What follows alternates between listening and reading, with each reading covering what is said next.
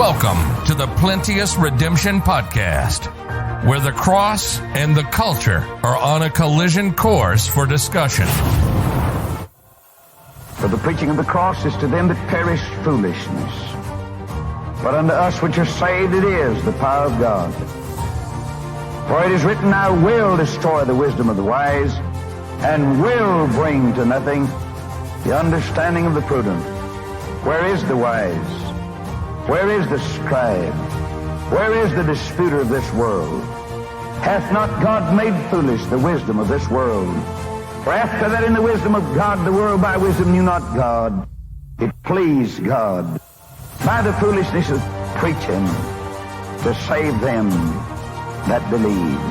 For the Jews require signs, and the Greeks seek after wisdom, but we preach Christ crucified.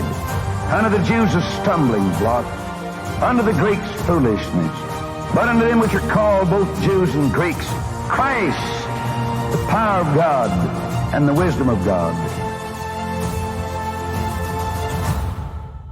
Now, here's your host, Thomas Irvin.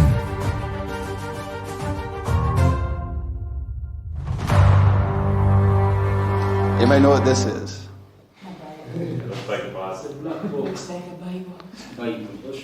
This is a 1929 Luganda Bible.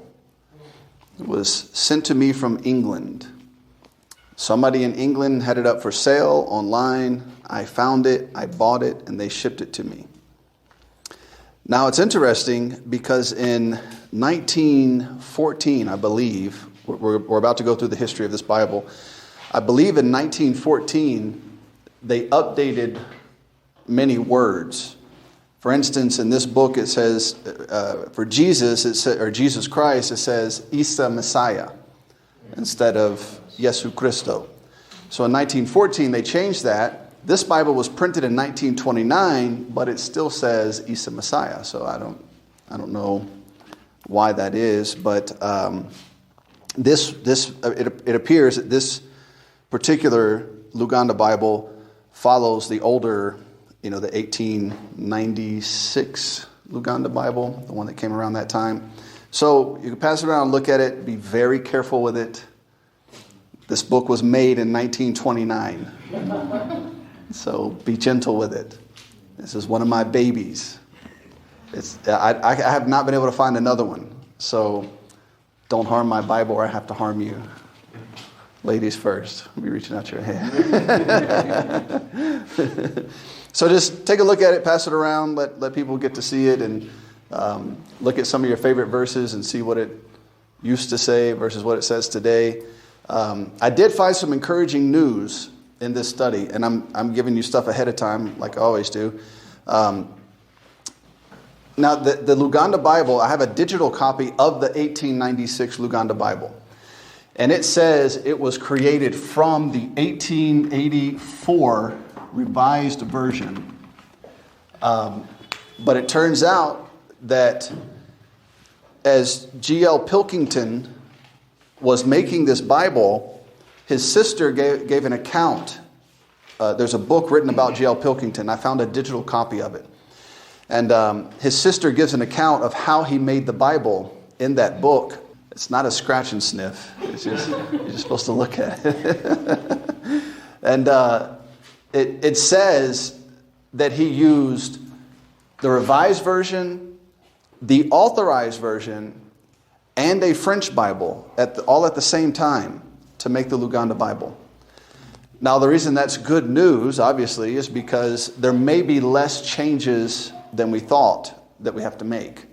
That may be closer than we anticipated. I hope that's the case. I don't know that that's the case, but I hope. Now, he used the French Bible because the structure of the French language is very similar to the structure of Luganda. So he would read it in the Revised Version and read it in the King James Version, and then he would read it in French. And so he would take what was said in the RV or the KJV, and then he would structure it according to the French Bible. That helped him to get the syntax and the sentence structure together. Because apparently French is laid out in a similar way. For instance, in English, we would say the tree is brown. Well, in Luganda and in French and many other languages, they would say brown is the tree. They say it backwards. You know, we put the tree first and then describe it. You put the description first and then tell you what you're describing.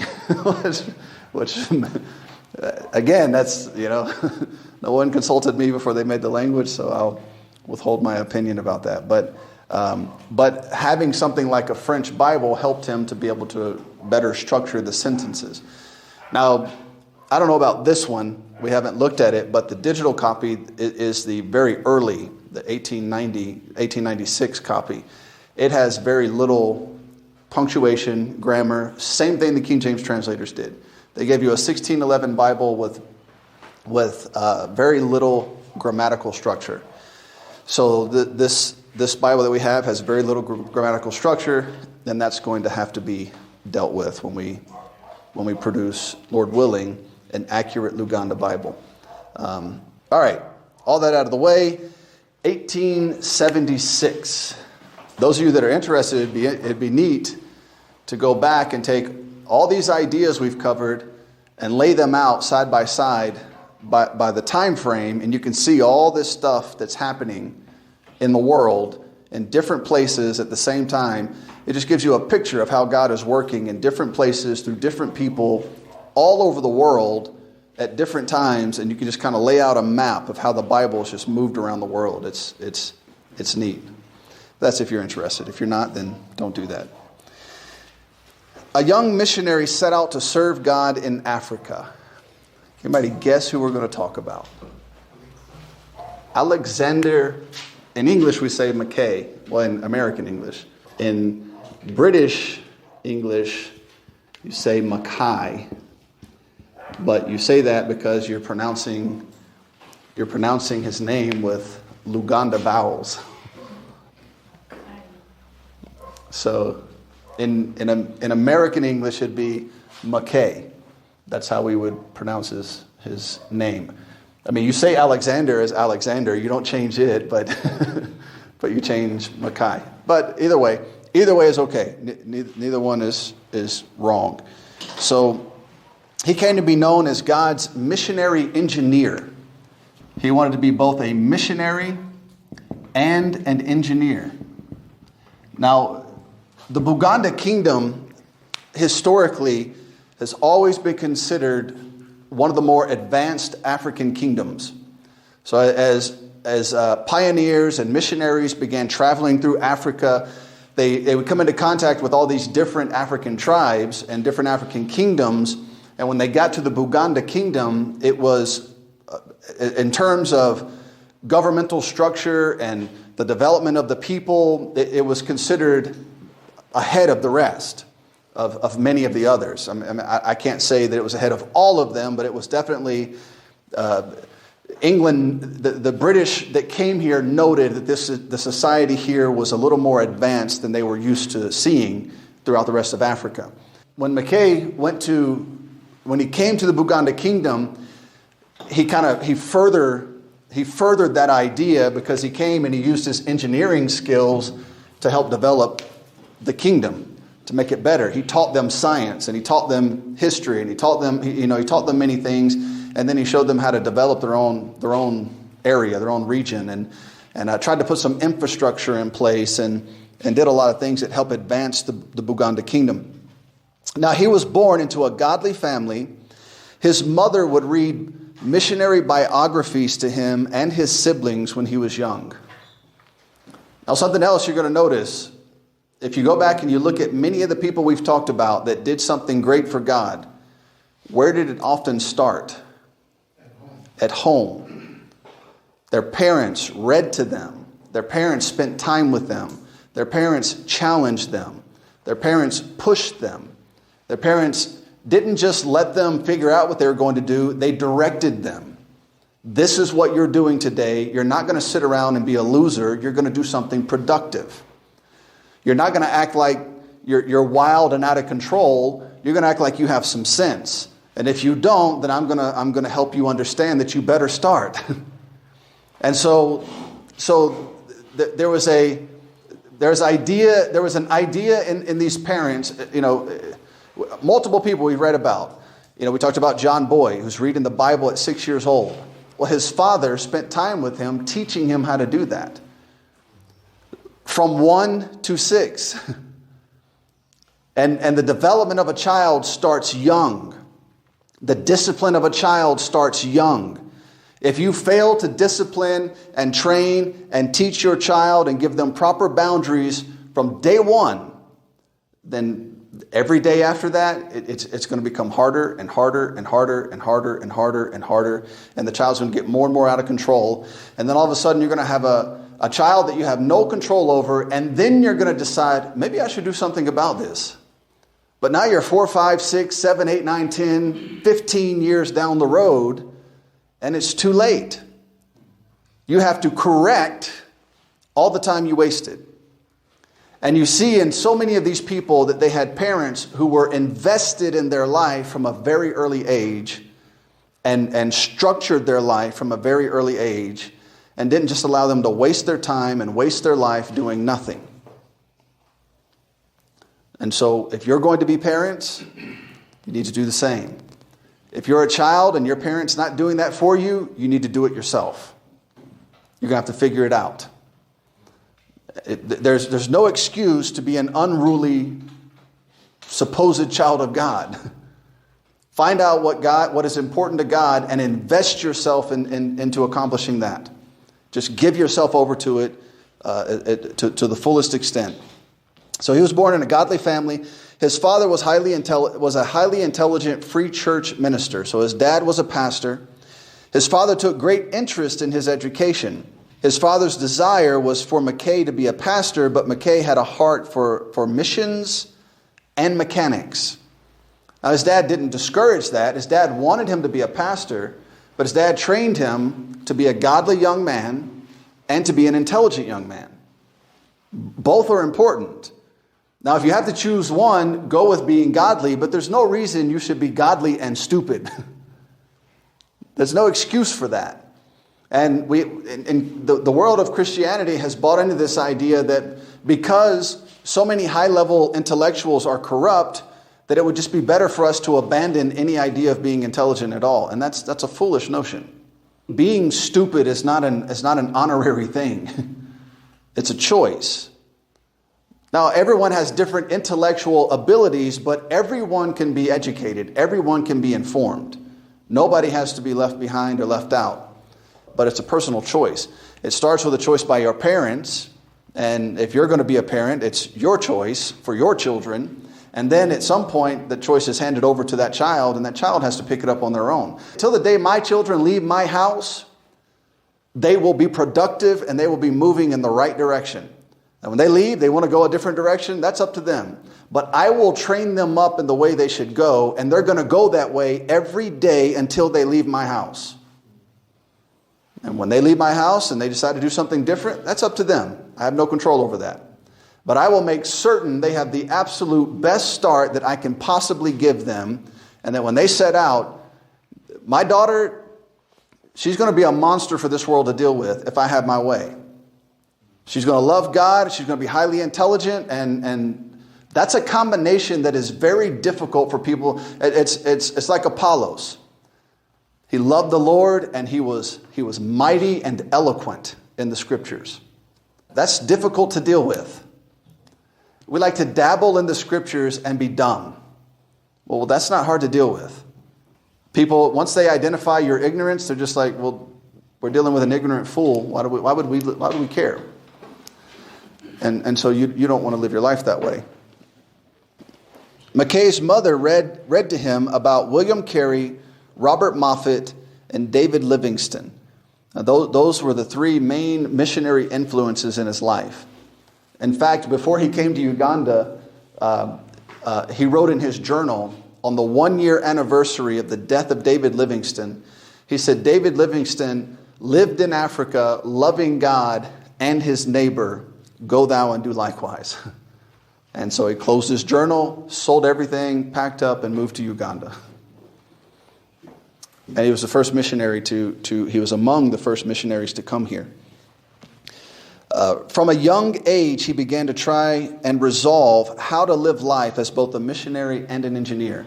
Some books I've read said he promised God by age 3 that he was going to be both a missionary and an engineer. Other books say by age 10 he had made this decision. And so he spent his entire life, either from 3 years old or 10 years old, training to be an engineer and a missionary. He didn't just wait around and say, well, what does God want me to do? God has told you plenty of what he wants you to do in the Word of God. Just do it. People don't serve God and they blame God for their lack of service. Say, well, God hasn't called me to do anything. Yes, he has. It's laid out unbelievably clear in the Word of God. And so if you're not participating, that's your choice. Don't blame God. But if you want to serve God and you want to find a meaningful way to do it, figure out what you're going to do and set your mind and your heart to do it. From about 10 years old, he trained himself daily. When kids are out playing, he was with the blacksmiths, learning how to work metal. Kids are out playing, he's at the woodworking shop, learning how to work wood. Other kids are out playing, and they're building a new church building for the Church of England, and he's over there helping the masons lay bricks, just so he can learn how it works. How do structures come together? How do you work metal? How do you work wood? How do you do all of this? And so he just applied himself to it, and he set out to do it every day. He didn't waste his time. Playing. I mean, what is playing going to benefit anybody? It doesn't. And say, well, don't you think your child should have some time to play? No. She is in a present evil world that is going to hate everything she believes by the time she's 18 years old. She needs to be learning. She needs to be growing. She needs to understand how to approach this world from a godly perspective. And it's my responsibility to teach her that and to prepare her to be able to deal with this world. Do you know what the men of this world will do to a young blonde girl? It's horrible. And if she's not prepared to be able to deal with the men of this world and to deal with the psychotic women of this world, then she's going to be eaten up and spit out. But at least she got to play. No, I want her mentally tough. I want her physically strong. And I want her spiritually strong so that she can handle what's going to be coming her way. And she will not be a loud, contentious, domineering woman. That's just as ungodly. But she will be strong and she will be godly if I have my way. And so McKay's parents are really shaping his mind to be that kind of man. And in 1867, his family moved to Edinburgh. And there he thoroughly studied engineering. And he continued to study and grow as a Christian. He never lost sight of his relationship with his father and what his father taught him as a pastor. His father would also, some of the books I've read about him, his father would take him out, for science class, and they would find an insect and just watch it, and he'd learn about it, and they'd just see what it does, where it goes. Or they'd find an animal, and they'd watch it, and they'd learn how to feed it. They'd learn, whatever you could learn from just watching it and examining it and seeing what it does. His dad just spent quality time with him in that way, teaching him, letting him see the world around him, and gaining a good understanding of it. In 1873, now we're moving quick. We're talking about large chunks of his life at one time. I'm not giving you the fine details. There are lots of books about him. His sister wrote probably one of the best ones, and so you should try and read it if you can. It's Ugandan history, and you should learn about what happened there, because it was good and it was very bad. And we're going to talk about some of it briefly. 1873, he moved to Germany, and he became an apprentice there. But at that time, he began thinking through the idea of moving to Africa as both a missionary and an engineer. Now, when he moved to Germany, he was still fairly young. I want to say he was between 18 and 20. It's not in my notes, and I don't remember exactly. But he was very young, and he did so well as an apprentice. The company he was apprenticing for in Germany offered him to be a partner. They said, which means they're giving him part of the business if he'll come on and be a business owner and an engineer for them. That's how good he was at being an engineer. At a very young age, they said, we want you to stay here. We will give you part of the business if you come work with us and stay here. And in his mind, he said, if they are offering me that, it means I have accomplished becoming an engineer. It's time to start thinking about going to Africa. Because his point was not to be an engineer and to make a bunch of money and do nothing for God. His goal was to be a missionary and an engineer and find some way for those two to work together, somewhere, somehow. And so when they made him this offer, in his mind, he said, well, I've accomplished it. I'm an engineer now. I'm where I need to be. I've been training to be a godly young man. I've been training to serve God. I've been training to be an engineer. And now we're reaching a point where it's time to put those two to work. We're no longer in the training phase. It's time to move into serving. He began speaking with certain missionary societies who at this time began to realize the value of medical training alongside the gospel. And it's still a common thing today. You have what's called medical missions. Now our approach to missions is a little more fundamental. When you start adding names to missions, you're getting a little outside the realm of what we would be comfortable with. Now, I'm not saying it's wrong for someone to be a medical missionary. I mean, praise the Lord. If you have those skills, you have those talents, and you can win souls to Christ, then go do it. But we are more interested in church planting. We want to train Ugandan men to plant churches. And we want to equip and prepare Ugandan men to be able to go out and tell people about Jesus Christ and do just the missions part without some title in front of it. Missionaries. And so at this point in time, they realize we can send a medical doctor who is both a medical doctor and a missionary into these villages in Africa, and he can help the people medically and at the same time preach the gospel to them. That's not a bad thing. It's just not quite our purview. That's just not quite our interest. And now Brother Keith works with a medical team who comes here every so often. Last time they were here, they saw 500 plus people, and 100 or 200 people made professions of faith in Jesus Christ. That's not a bad thing. That's a wonderful thing. And they had people who have the talents and the skills and the training to be able to do that kind of stuff. And but then they pack their stuff up and they leave. So what's going to happen with all those people? Who's going to train them? Who's going to help them? And we try to get their information. We try to follow up with them and get them into church, but it doesn't always happen. And so the point is, he's thinking now, if we can have medical missions, why can't I be an engineer and a missionary? And he wants to try and combine those two together. So McKay argued that engineering could assist the propagation of the gospel in the same way. And he began telling these missionary societies, I can take my skills and I can go somewhere like Africa and it'll be a benefit to preaching the gospel. And eventually they agreed. Soon he would volunteer to work with the Church Missionary Society. And if you can ever get your hands on the journals and the articles and magazines that these various missionary societies in England put out, you can find them online oftentimes as just a free PDF to download. It's full of historic events that happened all over the world in the name of missions. Because remember that during this time, Moffat went into Africa in the late 1700s on the southern tip and into South Africa. He was there, I believe it was Moffat who was there for 20 years before he finally took his first furlough. And he goes back to England and he gives a speech about how missionaries need to go to Africa. And everybody was trying to get into China at the time. But China had suddenly closed and British missionaries couldn't go to China. And so they're all waiting for China to open. And he goes back and he gives a speech and he's telling them, why are you waiting for a closed country to open when you have a wide open continent that needs the gospel?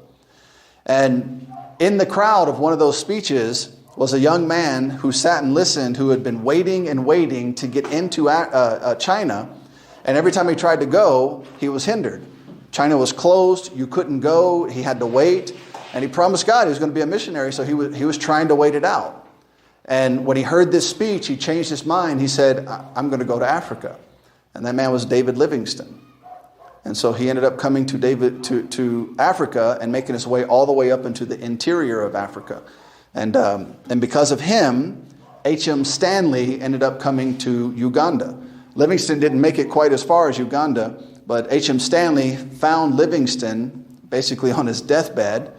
And from there, he continued up into the interior of Africa and made it up into Uganda and went on from there. So all this is all African history.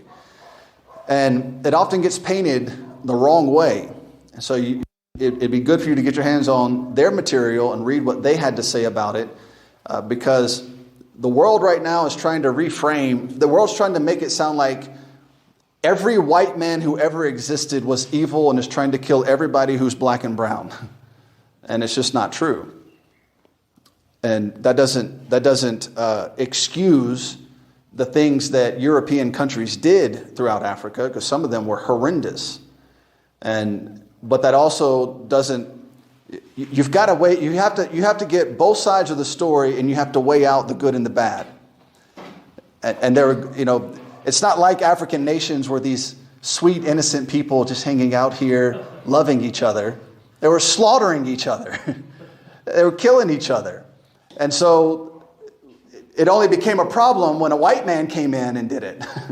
When you're doing it to each other, everybody was like, oh, it's just so peaceful here. And everybody just loved each other. That's not true at all. And that's human nature. It doesn't matter if you have white skin or black skin. You have human nature. You have Adam's sin in your body. And the wages of sin is death. That's what it's going to bring about. It doesn't matter who it is. It's the same thing in America. They're like, oh, the poor Indians. Those people were slaughtering each other before the Europeans came in and slaughtered them. And so what you have is just people killing people because they want to take what you have.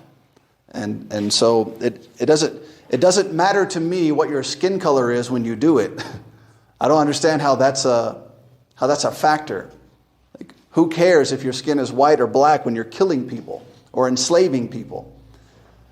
And it's another funny thing. I mean, none of this has to do with our lesson, but it's just it's going to start coming to your doorstep. So you might as well hear it here first.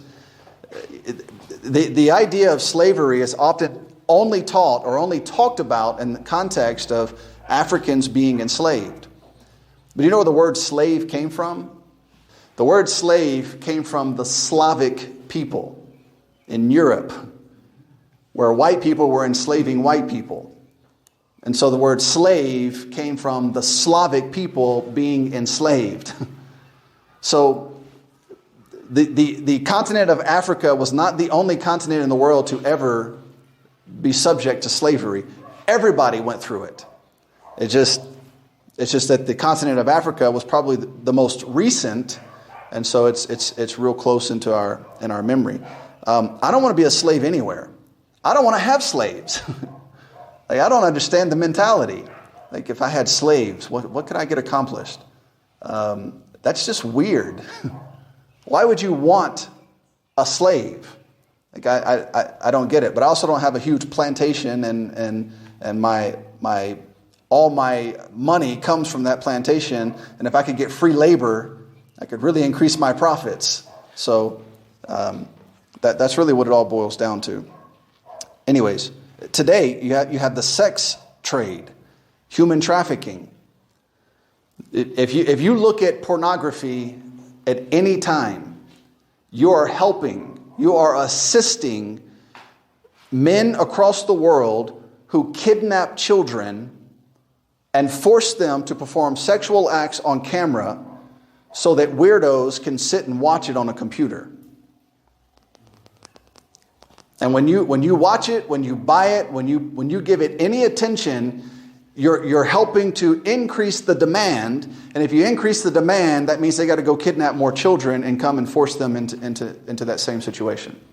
So you think you're watching two consensual adults do disgusting things on camera, which I have no idea why people would sit and watch that, but you're not. You're watching a child who's being forced to do horrendous things, and if they don't do it, they'll be beaten off camera. Maybe even killed and thrown out the window. If you're not going to do what they want, then they'll just put you to death and move on and kidnap somebody else. So slavery still exists in full force today. It's just not quite in the same fashion that we're used to. And all that from Alexander Mackay. All right, so soon he would volunteer with the Church Missionary Society, who was seeking men to serve God in a country called Uganda. Actually, at that time, it was probably Buganda. In 1876, the Church Missionary Society completed their meeting and plans for sending the first group to Uganda. So that's where we are here. They had this big meeting. They selected, I believe it was about 10 men, and prepared them to go. And in that meeting, Mackay announced to the men present, "It is sure that within 6 months, one of us will die." And he said, "Please do not be cast down at the news, but rather send someone to replace the fallen." About 2 years into his time there were 2 men left. It was just, you think malaria is bad now? You think it's hard to survive now? Try it in 1876 in Africa. There are no laws. There's no European influence. It's just tribal warfare and disease. It was just hard. There were no stores. There was absolutely everything you have now that all comes, like you go to the market and you buy Posho. None of that existed. You survive on your own. That's it. You don't take shillings and go down and buy something. You better grow it or kill it, or hunt it, or kill your neighbor and take it from them. Those were your only options. And that was the reality of Africa at that time.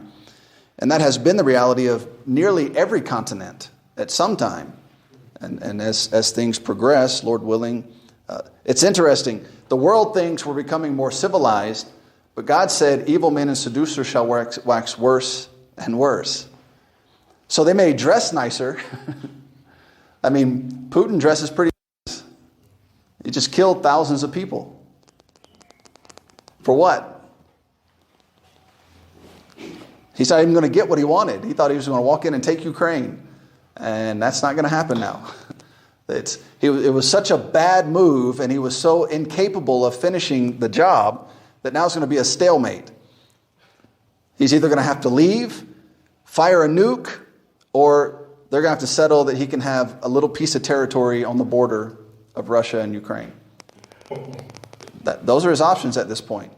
If he fires a nuke, then NATO is going to. I mean, that would be a far worse move than the other two options. He's getting to a point where he's going to have to tuck his tail and go home and lick his wounds because he made a big mistake. But it's no different. Just because you can do it on television with a suit and tie on, and you're not the one going out and slaughtering your neighbor, you're just hitting buttons and sending missiles over. It's no different than this tribe showing up with bows and arrows and spears and slaughtering people. It's just a little more face to face over here, and over here it's long distance. So it's no different. 2 years into his service in Uganda, he writes back that 8 men left England, only 2 remain. In the end, Alexander Mackay was the last man standing, and he served God 14 years in Buganda. Mackay and his men landed in Zanzibar. All right, so if you have Africa, that's Africa. You have Uganda here. There's Lake Victoria. And so Kenya is here. Rwanda is right there on the little corner down there. And then you have Tanzania, which is huge. And over here you have Zanzibar. This is where they landed, and then they had to make the hike to Lake Victoria. But it wasn't just a hike. It's not like it was open fields. They had to cut through jungle. They had to make a path and make a way to get there. It was a rough route. They landed in Zanzibar, and they traveled through African wilderness on foot for 800 miles to the southern tip of Lake Victoria. He accomplished this task while carrying a boat, a steamboat, not like a fishing boat, a steamboat. So this was a massive. There was some of the books said there might have been about 200 people that are helping him carry all the stuff they need and make their way to the southern tip of Victoria. He also created several wagon paths along the way. This would assist future missionaries to make their way to Uganda through Tanzania. Unfortunately, it also helped the Roman Catholics to come in. And they ended up causing a lot of trouble for him. So he creates this wagon path from the coast all the way to the southern tip of Lake Victoria. And so it basically becomes a road where people who want to travel can easily travel all the way from the coast to 800 miles in a day in Africa, there are no roads. Why do you need a road? Africans walk. They don't have wagons. They don't have anything that moves on wheels at this time. They hike everywhere they go. What's a road? You still see today, if you go out in the village, and you'll just see this little path where everybody walks, from place to place out in the middle of nowhere. They might take a motorcycle, a peachy, through the road, but or through the little path. But other than that, they walk, and it's still like that today. So it was good that he was able to do that because he was able to get supplies and all sorts of things were able to come through. But the problem is people he didn't want there also came through. So it ended up causing problem for him in the end. When Mackay reached Lake Victoria, it took 2 months to assemble the boat and then sailed across Lake Victoria and landed in Uganda in 1878. So we're only 2 years in, which is not bad considering all he had to do, to get there. Upon arrival, he was met by King Mtesa, who promised him friendship, and he said he promised not to go to war with England. That was nice of him. He promised not to go to war with the most powerful military in the world at that time, who would have come in and squashed him like it was nothing if they wanted to. But that was kind of him. That was good. He promised not to go to war with England. Mackay immediately began teaching science and the Bible. He learned Swahili before moving to Africa, and it was well understood in the Buganda kingdom at that time. He began teaching the Bible from the Swahili Bible. There was at least a partially formed Swahili Bible, and it was the only way he could communicate with the Buganda people at the time. He didn't yet know how to speak Luganda, but they understood enough Swahili that they could communicate and they could get things done. And he apparently knew Swahili. He learned it.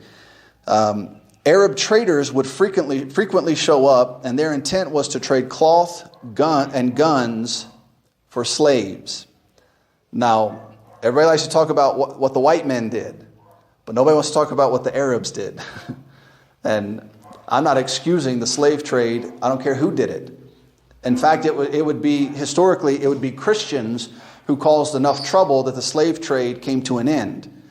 And to which some people will say, well, didn't Christians participate? Some did. And they were wrong.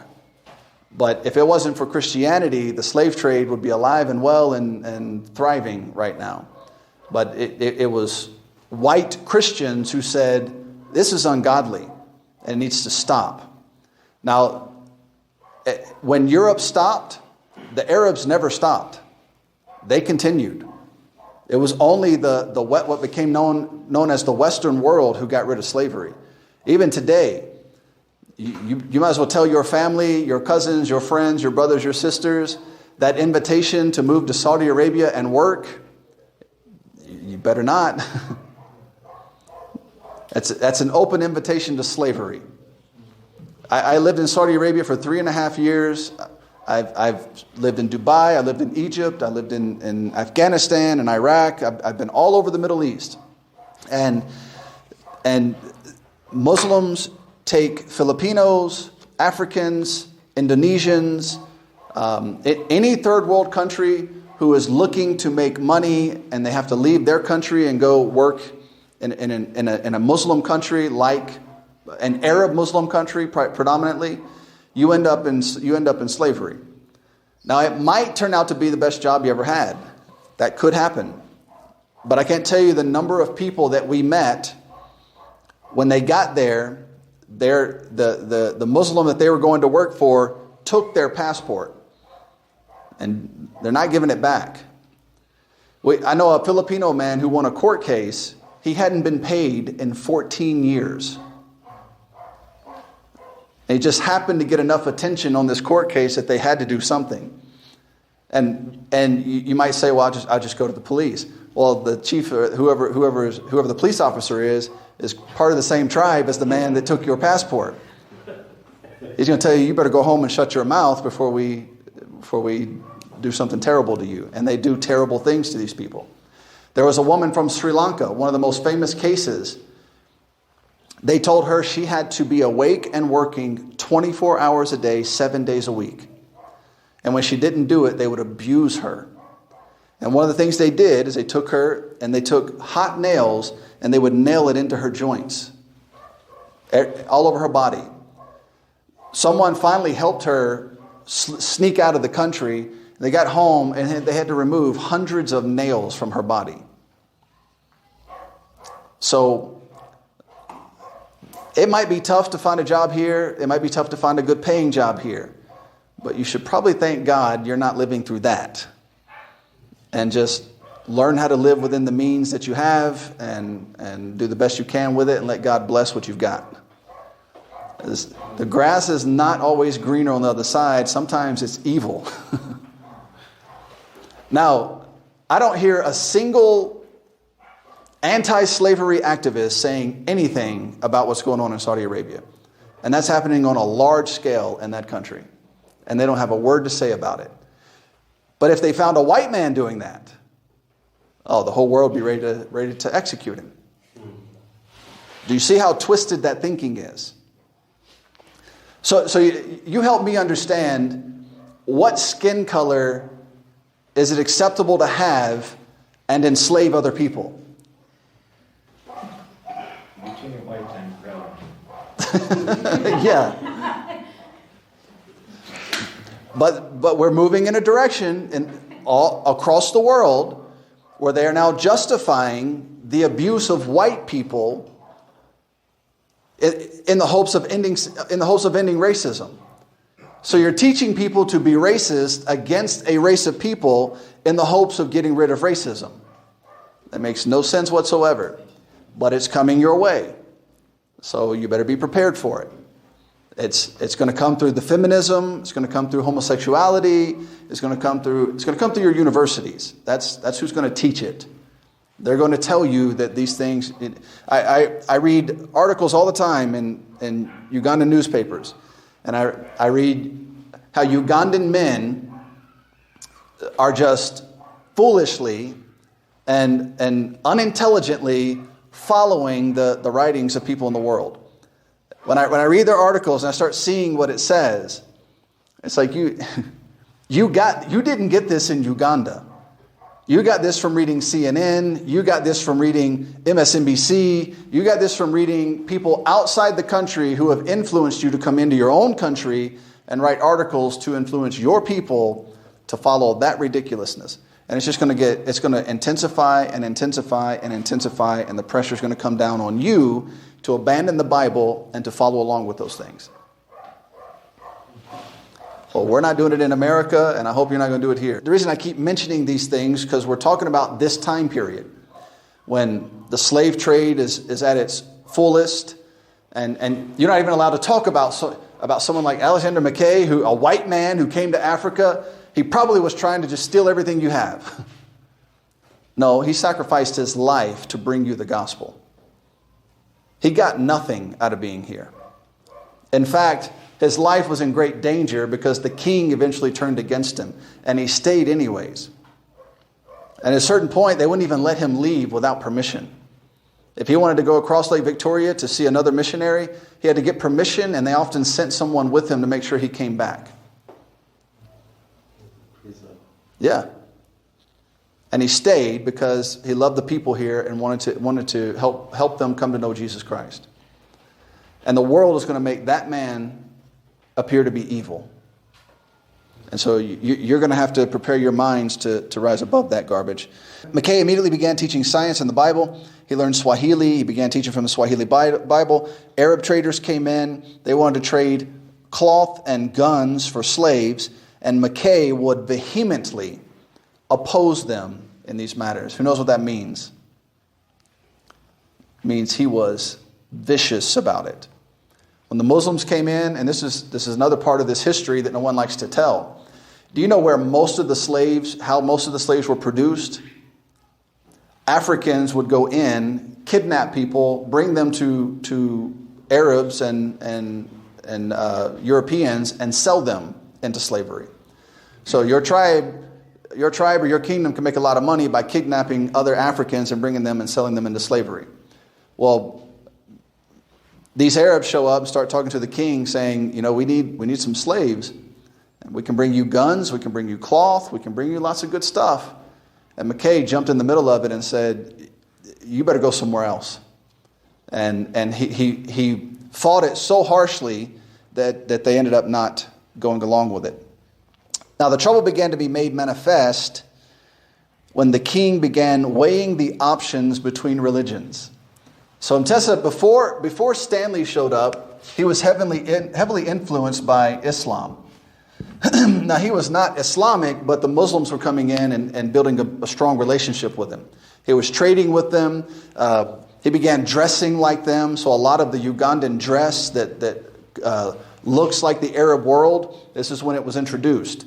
At this time when they're coming in and making these deals with King Mtesa. And then Stanley came in, H.M. Stanley, and he made this deal with the king that if you'll get rid of Islam, if you'll keep them out, I can bring people from England and they'll come here and they'll teach your people, they'll teach them about Jesus, they'll teach them science, they'll teach them math, they'll teach them all these things that'll help build your country up. And he said, okay, no problem. He said, if you bring them, we'll do it. Well, at a certain point, he began weighing his options. I said, which one do I really want to stay here? And the king said, if I become a Christian, I can only have one wife. And that's a problem. But if I become a Muslim, they won't let me eat pork. I'm limited in the meat I can eat. And so, imagine that. It's like, do I want to be stuck with one wife? Or do I want to remove pork? Which one, that was his thinking. The king had become known for playing sides. He often stirred up trouble by playing manipulative games. And historically, he became very well known as being a manipulator. He would go stir up trouble behind the scenes and then sit and watch the fallout. And he enjoyed that kind of thing. Mackay also noted in his diary that the king would send his armies to other villages where they would murder and steal, often bringing women and children home as their reward. That's peaceful, wonderful Africa before the mean Europeans came and mistreated them. Mackay said some of these atrocities were worse than the slave trade had ever reached. If you read about how the interactions between African tribes, it is the height of evil. It is horrible. What they would do to women what they do to other tribes. And racism is stronger in Africa than it is anywhere I've ever been in the world. Rwanda in 1994 is a good example. It's just Africans treat each other horribly. Even Ugandans, the way you treat each other, especially if you're from another tribe, but even if you're not. As we watch the interaction between Ugandans with Ugandans, it's like, do you hate each other? I mean, what is wrong here? Why would you treat each other like that? I mean, this is your country, and there's just no unity. It's very disjointed. Even now, anything happens in the country, everybody blames the government. It doesn't matter what it is. Muslims bombed Kampala and put out a video saying, "We bombed your town," and Ugandans say, "Museveni did it." It's like, what? You have them saying, "We did this," and they're getting mad. They're like, "No, he didn't do it. I did it." And Ugandans are like, "I think the government was behind it." It's like, okay, there's no unity at all, and to some extent there's good reason for that, and some extent there's not. So, yeah, well, that's Uganda. I don't see any of the other regions of Uganda greatly united. I mean, I don't. If you know of one, tell me about it. I'd love to learn about them, but I've not seen this great unity in the country that's going to bring everybody together. And what did Jesus Christ say about that? Anybody remember? But that's a different topic. But he said, if your house is divided, it's going to fall. If there's no basic unity, how can this country stay together and prosper and do well? So we have something we can form that unity around, the Word of God.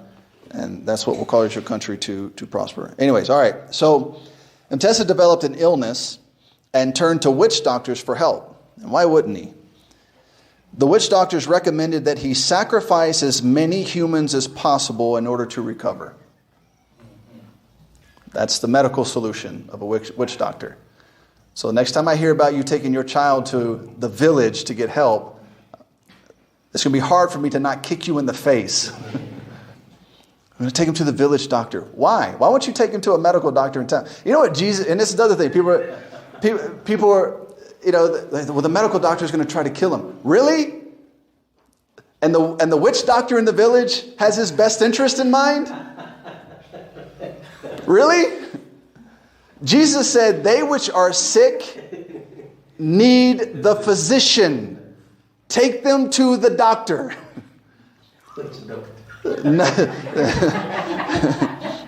Yeah. So in response, he ordered that people be sacrificed on a large scale, and no one was safe. So his men began hiding around the Buganda kingdom, and as you come, walking through the woods or walking through the jungle, they'd jump out and they'd kill you in order to sacrifice you so the king can get better. Well, he died in 1884 of this sickness. So apparently it didn't work out too well. Now think about that. The king could just order that you need to go kill people so that I can live. And not only did he die, but people who had nothing to do with it had to die in the hopes that this witch doctor is correct and he could live. The new king was a 17-year-old young man named Mwanga. Anybody know him? Yeah. And he did that which was evil in the sight of the Lord. King Mwanga began to brutally murder anyone who made a profession of faith in Jesus Christ. And it wasn't just put them to death. I mean, it was evil. It was brutal. It was almost as bad as the Roman Catholic Church. And yet converts would come to Mackay to be baptized in secret. And then after they were baptized, so you read the book, it is heartbreaking. Mackay was so discouraged, he thought, nobody's going to hear anything I have to say now. This king began killing all these Christians. He's like, if he's killing all these Christians, nobody's going to care what I have to say. Nobody's going to hear about Jesus. And they'd come knocking on his door in the middle of the night and say, I trusted in Jesus Christ. Would you baptize me? So he would take them into the water. He would baptize them. And they would go straight to the king's court and begin preaching the gospel openly, knowing what was going to happen to them. The king was so evil and corrupt, Mackay began writing home requesting assistance. He noted that he could not see how European intervention could be avoided. He's like, you're going to have to bring an army in here. This guy is a psychopath. And he's the king. He is viciously murdering his own people. Somebody's going to have to come in and stop him. So, Mackay eventually died in 1890, but not before moving in the direction of a translation of the Luganda Bible. In 1879, the Lord's Prayer was translated. All right, so now we get into that. That's just some rough background or some quick historical background. Now we're going to get into the translation work that was done on the Luganda Bible. So that was in 1879. Yeah, the Lord's Prayer was translated. All right, so that's the Lord's Prayer. And then 1880, he began working on the book of Matthew. He began working on the book of Matthew, and along with him was a man named Samwidi Mukasa. And I'm sure I'm saying his name exactly right. So he would work with him on the translation work. Now this, by 1890, so we're going to jump forward to 1890, a man named G.L. Pilkington came to Uganda. And along with him was a man named Henry Wright Duta, but Pilkington is the man we're most concerned with. And he began a full translation of the Bible in Luganda. He finished his work in 1896. And I'm throwing a lot of dates out. We're going back and forth, but just stay with me. If you have questions, just let me know. Now, in 1879, back over to Mackay, 1879, he brought a printing press into Uganda. Now, how many African kingdoms at that time do you think had a printing press? Not many. And this would be, I'm sure, I don't know what printing press it was, but I'm sure it was a mechanical one, not an electrical one. It was an actual press. In fact, he had to carve all the figures to print. So anything that he wanted to print, he had to carve all the letters and punctuation, and then you have to press it into the paper. So that's what they had at that time. And he brought it from Zanzibar. So that 800-mile trek, it goes back to Zanzibar, and he brings a printing press 800 miles across, and then puts it on a boat and takes it across Lake Victoria to Uganda. That's pretty impressive. Today, people complain and cry about, trucks not running. And this man carried a steamboat 800 miles across Africa with no roads, and then brought a printing press all the way from Zanzibar to Uganda. That's pretty impressive. So he translated Pilkington. He began where Mackay left off. And so Matthew was done, and so he started with Mark, and then Luke, and then John. And he just progressed through the New Testament. After that, he just kept going. He finished the New Testament and revised the whole while back in England. So at some point, he left Uganda. He took all his notes and the work that he had done so far with him back to England, and he finished the Bible in England and then brought it back in 1897. But we'll get to all those dates in just a second. Before leaving Uganda, he made numerous notes regarding the books that were not yet complete. He began working daily and tirelessly to complete the unfinished books. He used both the Revised Version as well as the Authorized Version, and he frequently referenced a French version. Now that is very important to me.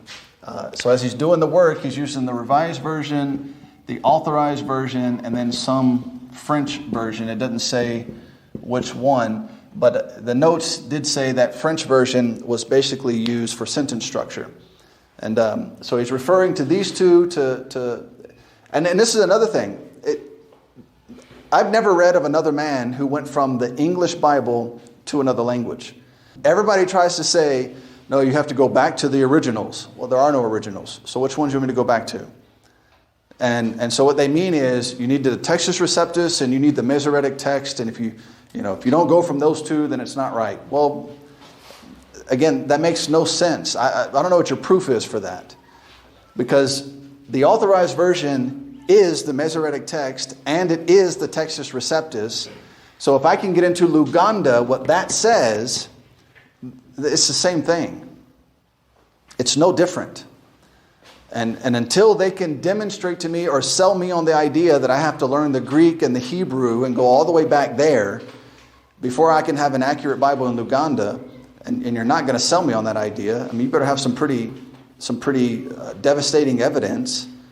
Otherwise, if the English, what the King James Bible says, if we can get it to say the exact same thing in Luganda, in Lugandan sentence structure, and in a way that is proper for Lugandans to read, then you have an accurate copy of the Word of God. And I'm okay with that. So he referenced those Bibles, and this is also important because this means the Authorized Version may have had more influence than I originally thought on the Luganda Bible.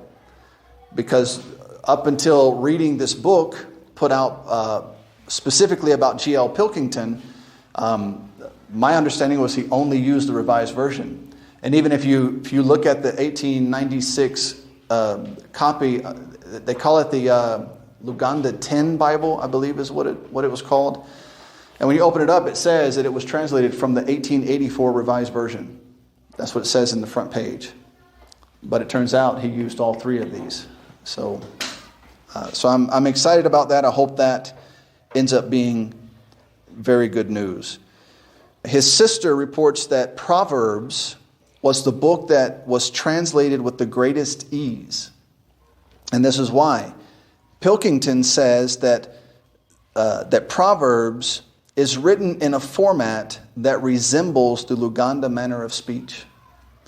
So something about the structure of the book of Proverbs and the way that those Proverbs are written, he says it matches well with the Luganda language. And so he apparently translated that book very easily. Each time a book was completed, it was printed, then reviewed and carefully revised, then printed again. Then reviewed, then revised, and printed again until he had it as best he could get it. And so that's good to know. The Old and New Testament were complete in 1896. And then in 1897, he went back to Uganda. He goes back to Uganda with the complete Bible.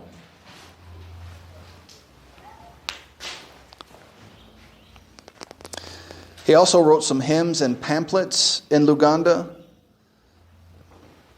Somebody tell me if you know what this means. Does that mean anything to anybody here? Let me make sure. Yeah. Yep. He who seeketh, findeth.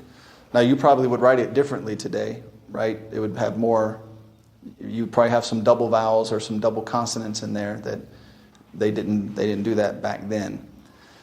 So he wrote a pamphlet called Anonya Alaba, which means he who seeketh, findeth. This pamphlet dealt with the apostate teachings of the Catholic Church. Now we're going to go through the changes that were made to the Luganda Bible over time. In 1899, a revised edition of the 1896 Luganda Bible was published in London. The revision committee consisted of H.W. Duta Kitakuli, Ki, not chi. Ham Mukasa, Nathanieli Mudeka, Tamasi Senfuma, and Bartolomeo Musoke. The team was assisted by Jane E. Chadwick of the Church Missionary Society. Now, this will be the Bible we use, and Lord willing, use to create an accurate Bible in Luganda.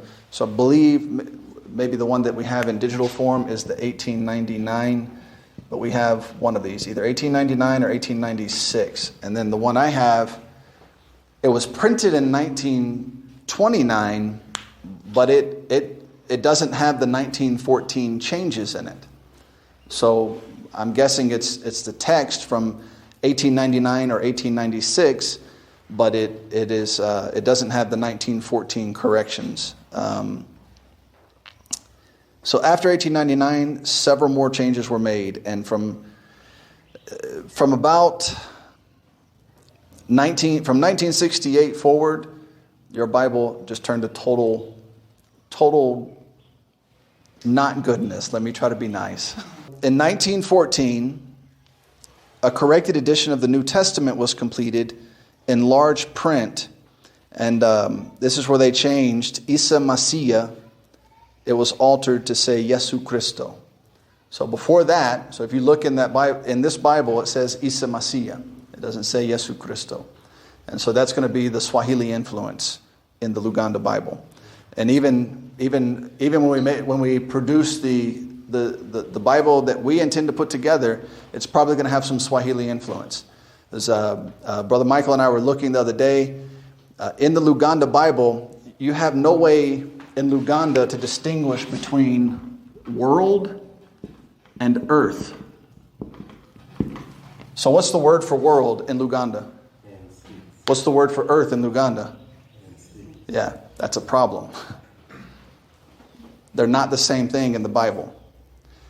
Now, in Swahili, they have two different words, and they distinguish very clearly between the world and the earth. Yes, and for world, yes. So we're going to have three Bibles there. We're going to have the Luganda Bible, the 1899 or 96, whichever one that we have, in digital form. We're going to have Matt Stens's Ranyakorne Bible, or the New Testament. I think he's only finished the New Testament, right? Yes. Right. So we'll have that one, and then we will have the best Swahili Bible I can get my hands on. And where Luganda does not have a proper word, we're going to have to draw from those Bibles to put into the Luganda Bible, and then we'll have to explain in the back what we did, or in the margins or the footnotes or whatever, just like they did with the older Bibles. And nobody should have a problem with that, because you already steal words from each other. You don't say kitabazi, you say chitabazi, which is you no, it's not. So so you already borrow from the languages around you, which is just fine, but we're going to have to do that in order to properly and accurately get you a Bible. Like Luganda speakers had this idea that we're going to take all the words they have in their head and make a Bible for them. And that's not going to happen. It'll be an accurate Bible that will be 98% Luganda, Lord willing. But it's going to have to draw from some other languages in order to make it right. So in 1914, they updated the New Testament to say Yesu Christo. In 1947, a standard Luganda orthography was instituted and officially accepted by the government of Buganda and the Protectorate government. The commission was led by Professor A.N. Tucker and Mr. E.K.K. Sempibwa. He was one of the commissioners. All right, so I don't know what changes they made in 1947. It sounds like they just changed the orthography, which I like the way this Bible is laid out. Actually, I really like the way that I have a digital copy of the 1899 Bible. I really like the way it's laid out. It needs a little work, because the verses overlap the lines. But if you took, if you didn't let the verses overlap on the line, I have to show you what I mean. So they have the numbers down the side, 1, 2, 3, 4, 5. So these are your verses, but verse 1 could end here, and verse 2 would end here and then pick up here. And then verse 3 would pick up here and go here. And so, and it may go all the way across, and then verse 4 might go here, and then verse 5 would pick up here and finish here. So the layout is really nice other than that. I don't know why they did that. It's very confusing, because when you're trying to read verse 4 or you read verse 3, you have to start here and then read verse 3. So what I would like to do is keep this layout and make it 1, 2, 3, 4, 5, but verse 1, verse 2, verse 3, verse 4, verse 5. But in this, it's in a very nice, almost paragraph type layout. It's very easy to read, very comfortable. I really like it. It needs a little bit of improvement. So that might have been some of the changes they made. This one's also laid out very well, though it's more of a modern layout. It's just like this one, and so it's more of a current modern layout. So, anyways, these are all things that have to be thought about before we print it. How we're going to lay it out, what's going to be the orthography, what are we going to do with these ideas. All right. We hope you enjoyed this podcast. You can learn more about our ministry by visiting www.plenteousredemption.com. You can hear more Plenteous Redemption podcast audio at www.plenteousredemption.media. Please comment below if this podcast has been a help to you. Also, inform us of future topics that would interest you. Thank you again for listening to the Plenteous Redemption podcast.